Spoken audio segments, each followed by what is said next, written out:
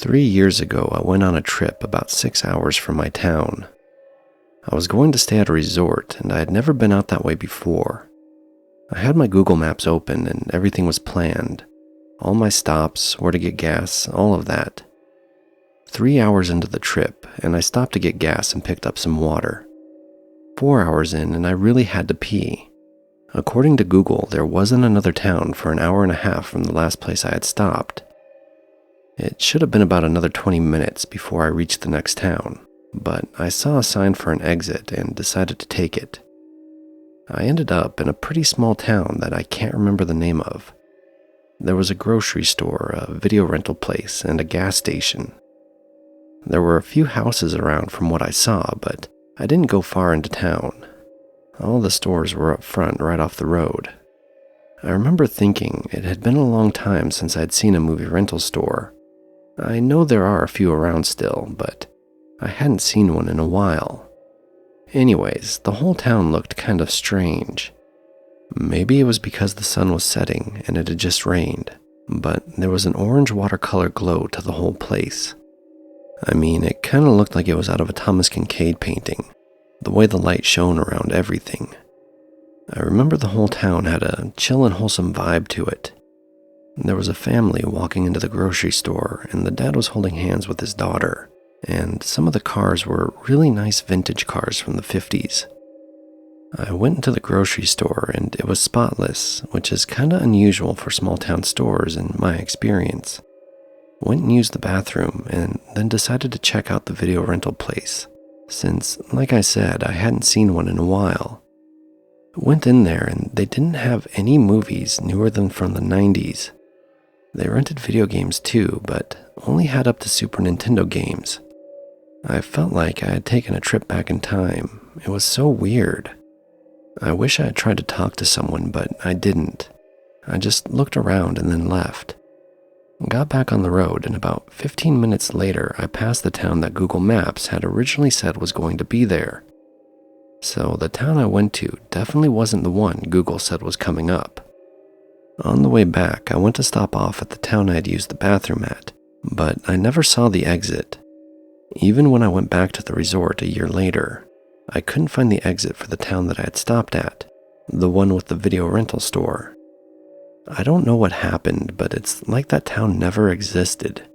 So I wonder where it was that I had actually gone to the bathroom. Or did I somehow enter another dimension?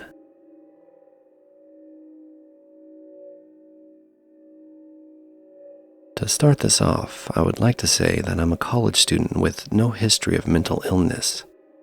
I haven't told anyone this story, the real story, because I fear they may think I'm crazy.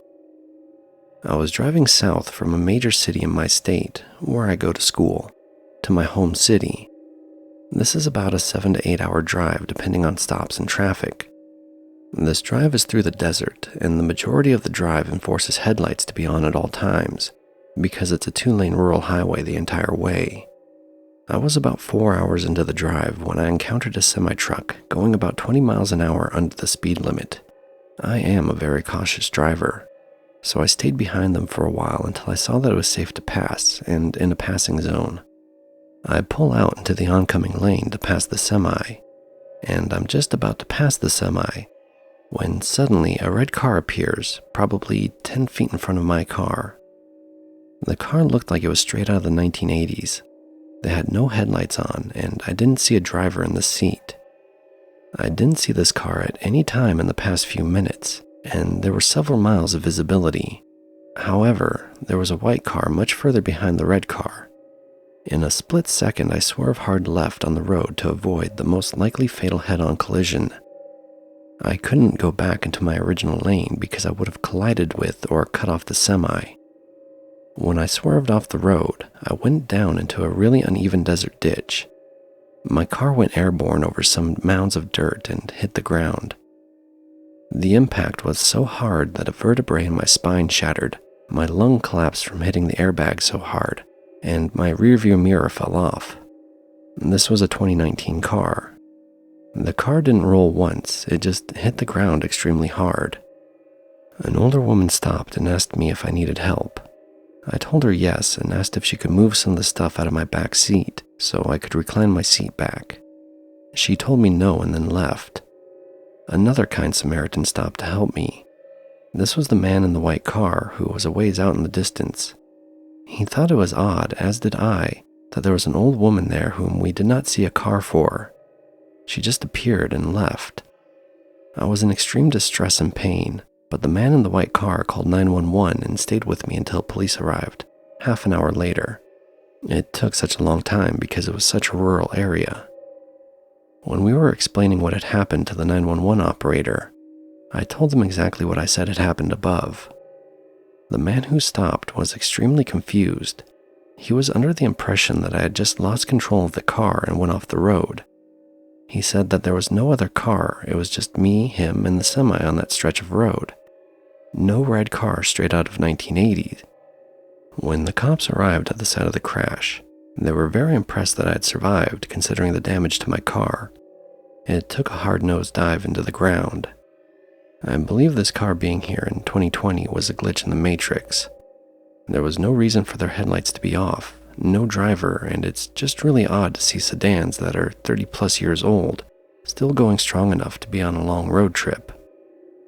I believe this was some sort of glitch in the Matrix for my personal timeline. Maybe it had to happen for me to go on the path I'm supposed to go down. I couldn't help but think maybe it was some sort of karma I was experiencing, because I don't know why something like this would happen to someone who didn't deserve it.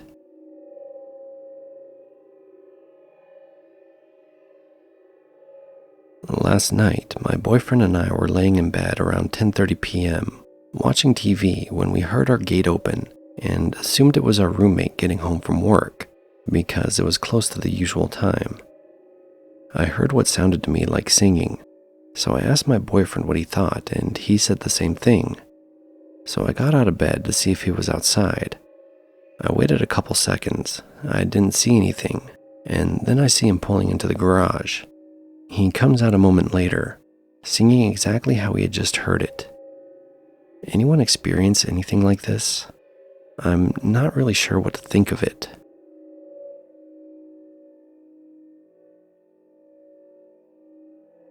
Okay, it's scary enough to have a glitch happen to you, but to have one happen when your friend is with you and confirms it happened, that's just too much. So, last week my buddy and I were out having dinner together. It was a local steakhouse we go to often. We had a couple of drinks, but we weren't really drunk or even tipsy with all the food we had eaten. The waiter comes by and drops off the check without saying a word. We know this happened because we both held the bill and argued over who was paying. I said I would, and he said he would. Anyways, I went out and put my card in the slot and put the bill back on the table. Not even 5 minutes later, the waiter comes back and asks if we would like dessert or if we're ready for the bill. My friend and I looked at each other flabbergasted and then looked over to where we had put the check holder, which should have had my credit card in it, and it was gone. I reached for my wallet and sure enough, my credit card was still in there. We told the waiter that we wanted the bill. I paid and we then left, completely floored by what had happened. Like I said, we both held the receipt in our hands. The amount of the bill was the exact same that it had said the first time we looked at it. There's no other way to explain what happened, except for a glitch.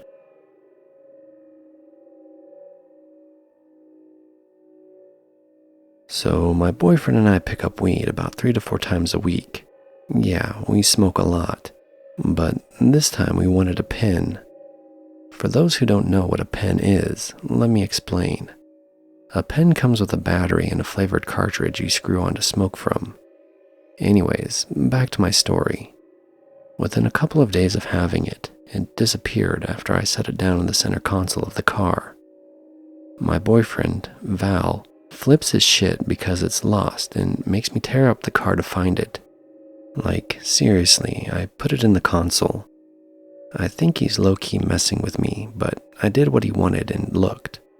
Under the seats, nothing, and the door panels, nothing. Now, I know where I put it.